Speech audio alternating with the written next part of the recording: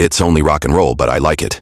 That is the phrase that the legendary Rolling Stones vocalist Mick Jagger sings in the song of the same name released by the British band in 1974. A musical genre, a lifestyle, a feeling. Rock and roll can be described in many ways, and Jagger had already explained what is rock and roll in his opinion in an interview with Rolling Stone back in 1995, when he already was for decades one of the biggest rock stars of all time.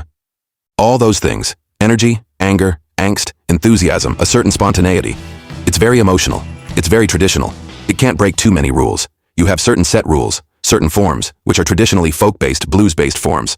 But they've got to be sung with this youthful energy, or youthful lethargy, because youth has this languorous, lethargic, rebellious side to it as well. So they can be sung as an alternate mode of thrashing, this slightly feminine languor, the boredom of youth as well as the anger, because youth has those two things. To represent those emotions, this form seems to work very well. The musician continued saying that is also a form of rebellion that kind of draws the line where your generation is. He also noted that sexuality and violence are things that also in some forms of expression within many songs. Just like the first lyrics of "It's Only Rock and Roll" that says, "If I could stick my pen in my heart and spill it all over the stage, would it satisfy ya? Would it slide on by ya? Would you think the boy is strange? Ain't he strange?" The song was first released in 1974 on the album of the same name. It also had famous tracks like "Ain't Too Proud to Beg," "Dance Little Sister," and "Time Waits for No One." At the time, the band still had guitarist Mick Taylor.